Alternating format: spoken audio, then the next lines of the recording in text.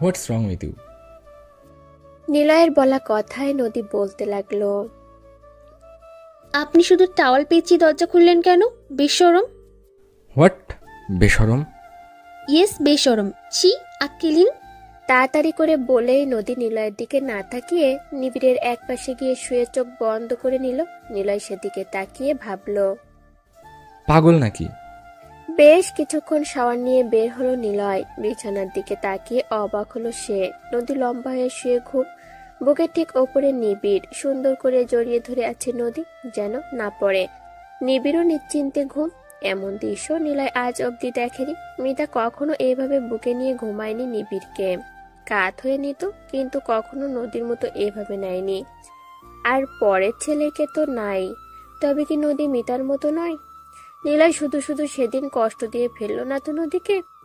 নিলয় মন ভরে দৃশ্যটা দেখছে। ফোন বের করে একটা ছবি তুলে নিল, তারপর নিচে চলে গেল খাবার খেতে। চৈতি বেগম ছেলের অপেক্ষায় এতক্ষণ টেবিলে বসেছিলেন। ছেলেকে নামতে দেখে বললেন, খেয়ে নে। নিলয় মাথা দুলিয়ে বলল, তুমি খেয়েছো? আর কেয়া? সবাই খেয়েছে। নিলয় আর কিছু না বলে খাওয়া শুরু করলো। চৈতি বেগম ছেলের সামনে বসে বলতে লাগলেন, আজকে না গেলে হতো না? কোথায় মা? কলেজে। হাত থেমে গেল নিলয়ের। খাবারের মধ্যেই হাত ধুতে ধুতে বলল, বাহিরের মানুষের কথা ভেবে ঘরে বসে থাকার মতো ছেলে আমি না, সেটা তুমি ভালো করেই জানো। চৈতি বেগম তাড়াতাড়ি করে উঠতে উঠতে অস্থির হয়ে পড়লেন, খাবারটা নষ্ট করলি কেন? খেতে ইচ্ছে করছে না। বলেই নিলয় ওপরে চলে গেল। চৈতি বেগম সেদিকে পানে তাকিয়ে ভাবলেন, না, খাওয়ার সময় কথাগুলো তোলা উচিত হয়নি। ছেলেটা আমার না খেয়েই চলে গেল। রুমে এসে কিছুক্ষণ পায়চারি করতে লাগলো নিলয়, আর ভাবতে লাগলো, মা কেন এসব বলছে? আমার তো এখানে কোনো দোষ ত্রুটি নেই। যা করেছে সবটাই মিতা। আর ভালোই হয়েছে ও চলে গিয়েছে। ওর মতো মেয়ে থাকার থেকে না থাকাই ভালো। ভাবতে ভাবতে নিলয়ের রাগ আরো বাড়তে লাগলো। মনে পড়তে লাগলো মিতা আর নোশানের ঢলাঢলি করা আলাপগুলো, যেগুলোর জন্য নিলয় খুব রেগেছিল। কিন্তু ওর মিতার ওপর আস্থা ছিল, তাই কখনো সরাসরি কিচ্ছু বলেনি। নিলয় বাসায় না থাকায় নোশান অনেক সময়ই আসতো মিতার সাথে গল্প করতে। এমনই একদিন নিলয় খুব তাড়াতাড়ি বাসায় চলে আসে। ডুপ্লিকেট চাবি দিয়ে দরজা খুলে ভেতরে ঢুকতেই দেখতে পায় মিতা আর নোশান অনেকটাই কাছাকাছি বসে চায়ের কাপ হাতে টিভি দেখতে ব্যস্ত। নিলয় এগিয়ে গিয়ে হালকা কাশতেই মিতা কিছুটা দূরে বসলো। চেহারায় ভয় স্পষ্ট। জোরপূর্বক হেসে বলল, তো তুমি এত তাড়াতাড়ি চলে এলে? নিলয় রাগ কমাতে হাত ঘষতে ঘষতে বলল, কেন, খুশি হওনি? মিতা কিছু বলার আগেই নোশান বলে উঠল, আরে ইয়ার, আমি এসে তোকে পেলাম না, তাই ভাবলাম ভাবির সাথে গল্প করি, তাই না ভাবি? মিতা মাথা নাড়ায়। নিলয় একবার মিতা আর একবার নোশানের দিকে তাকিয়ে দাঁতের দাঁত চেপে বলল, কেন অনুষান, তুই জানিস না যে আমি রাতে বাড়ি ফিরি? নোশান কি বলবে বুঝতে না পেরে হাসতে হাসতে নিলয়ের কাঁধ ঝাঁকিয়ে বলল, আমার কি অত খেয়াল ছিল দোস্ত? ইদানিং তো তোর আমার বাসা ছাড়া কিছুই খেয়াল থাকে না অনুষান। সেদিন মিতার ওপর বেশ ক্ষিপ্ত ছিল নিলয়, কিন্তু বাচ্চাটার দিকে তাকিয়ে কোনো চেঁচামেচি করিনি। নোশানের সাথে মিতার দাঁড়িয়ে থাকা দৃশ্যটা চোখে ভেসে উঠলেই নিলয়ের কপালের রগ ফুলে উঠল। সামনে থাকা পানির গ্লাসটাকে চাপ দিতেই ভেঙে হাতে ঢুকে গেল। শব্দে উঠে গেল নদী। নিবিড়কে আগলে বিছানায় শোয়াতেই চোখ পড়ল সামনে। নিলয়ের হাত থেকে টপ টপ করে রক্ত মাটিতে পড়ছে। চোখ বড় বড় হয়ে যায় নদীর। তাড়াহুড়ো করে উঠে নিলয়ের সামনে দাঁড়িয়ে বলতে লাগে, এটা কিভাবে হলো স্যার? নিলয় ভাবলেশীন ভাবে ফ্লোরে তাকিয়ে। নদী কিছুক্ষণ তাকিয়ে থেকে ফার্স্ট এইড বক্স নিয়ে পাশে বসলো। হাত ধরে টান দিল নিলয়ের। ছাড়িয়ে নিল নিলয়। নদী জোর করে টেনে নিল। নিলয় ভুরু কুচকে তাকিয়ে রইল। নদী হাত থেকে কাজগুলো সাবধানে তুলতে লাগলো, কিন্তু নিলয়ের মধ্যে কোনো ভাবান্তর নেই। নদী রক্ত মুছে ঔষধ লাগাতে লাগাতে বলল, ইস, জ্বলছে তাই না? নিলয় তখনও নদীর দিকে ভাবলেশীন ভাবে তাকিয়ে আছে। নদী হাতটা ব্যান্ডেজ করতে করতে বলল, আপনার রাগ হওয়াটা স্বাভাবিক।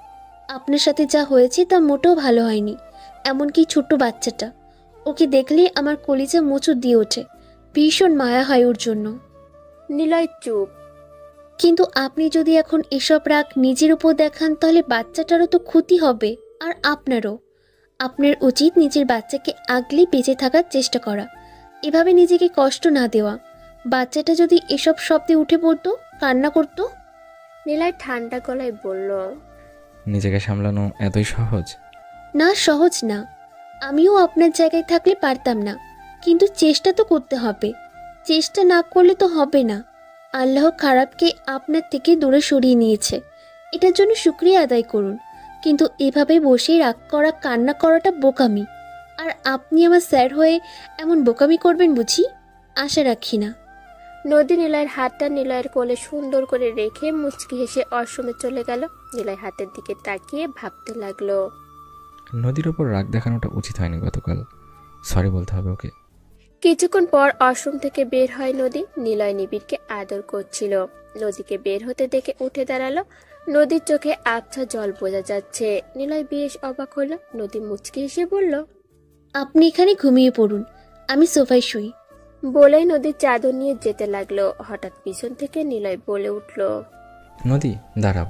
নদী দাঁড়িয়ে গেল, পেছনে ঘুরে বলল, জি? নিলয় নদীর দিকে এগিয়ে এলো, তারপর বলল, কিছু বলার ছিল তোমায়। হুম। নিলয় 2 মিনিটের মতো চুপ রইল। নদীও ঠায় দাঁড়িয়ে। নিলয় কাঁপা কাঁপা গলায় বলল, গতকাল রাতে তোমায় এতগুলো কথা বলেছি। বলেই থামলো নিলয়। নদী জোরপূর্বক হেসে বলল, আরে না, আমি কিছু মনে করিনি। আমি আপনাকে বারবার বিরক্ত করছিলাম, যে কারোরই রাগ হওয়ার। আর কিছু বলার আগে নিলয় কাঁপা গলায় বলল। সরি নদী। নদী অবাক হয়ে তাকিয়ে বলল, সরি বলতে হবে না, আপনি মিথ্যা তো বলেননি।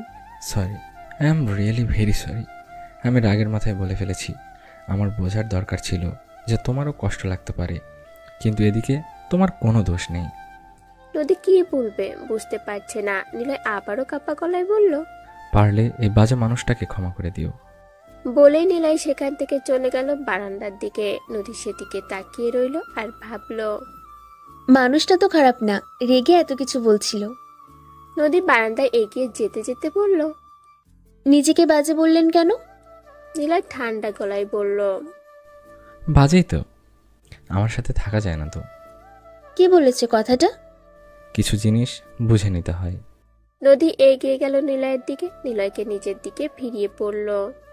কিছু চ্যালেঞ্জ দিব, শুনবেন? কিসের? নদী নিচের দিকে তাকিয়ে হাসলো, তারপর বলতে লাগলো, প্রথম চ্যালেঞ্জ হলো, মাত্র কয়েকদিনের মাথায় মিতা আপু ব্যাক করবেন। মানে? হ্যাঁ, ফিরবেন, অবশ্যই ফিরবেন। কিন্তু ওকে মেনে নিব না কখনোই। আর ডিভোর্স পেপারে সাইন করে গেছে ও। এসব প্ল্যান 6 মাসেরও আগে থেকে আমার বিরুদ্ধে। মেনে নিবেন না সেটা আমিও জানি, কিন্তু উনি ফিরবে এটা মনে রাখবেন। ফিরবেও না। Any reason? নুশানকে রেখে কেন আসবে? আসবে। আমার চ্যালেঞ্জ এটা। আচ্ছা, দেখা যাক। আমার সেকেন্ড চ্যালেঞ্জ হলো, আপনি নিজে আমাকে বলবেন আপনার ফ্যামিলিকে আগলে রাখতে, আপনার কাছে থেকে যেতে আজীবন। হোয়াট? হিয়া। ইম্পসিবল। আর লাস্ট চ্যালেঞ্জ হলো, খুব তাড়াতাড়ি আপনি আমাকে নিজের বউ হিসাবে স্বীকৃতি দেবেন, মিস্টার নিলয় চৌধুরী। নিলয় রাগ কন্ট্রোল করে বলল, নদী, নদী, আমার সাথে জড়িয়ে নিজের জীবনটা নষ্ট করিও না। পরিস্থিতি ঠিক হলে আমি তোমায় ডিভোর্স। নিলয় বলতে বলতে নদী নিলয়ের মুখে হাত দিয়ে বলল, আমার বিয়ে একজনের সাথেই হয়েছে। অনেক ভাবলাম, আল্লাহ যার সাথে জুড়ে দিয়েছেন তাকে ছাড়া সম্ভব নয়।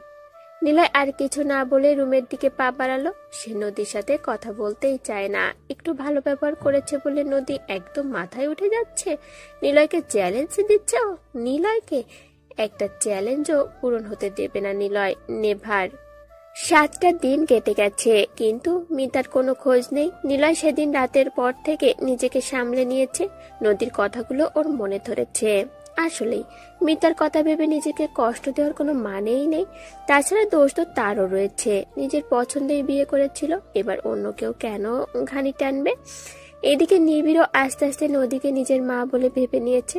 তাই তো নদীকে সামনে না পেলেই কান্নাকাটির বন্যা বয়ে যায়। নিলয় থামাতে পারে না তাকে। মাঝে মাঝে নিলয় ভাবে, আমার ছেলেটা তো এত মা পাগল ছিল না। নদী আদর দিয়ে দিয়ে ওকে এখন থেকে মাথায় তুলছে। ভাবতে ভাবতে ভুরু কুচকে নিবিড়কে সামলাতে লাগলো সে। নিবিড় তো নিবিড়ই, সে কান্না থামাবে না বলে আজ পণ করেছে।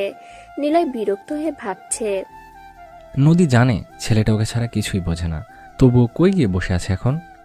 ভেবে সে নিবিড়কে কোলে নিয়ে হাঁটতে লাগলো। বেশ কিছুক্ষণ পর দৌড়ে এলো নদী। নিবিড়কে কোলে নিয়ে ঠান্ডা করতে করতে বলল, এই তো আমি এসে গেছি, ছাদে গেছিলাম রে বাবা।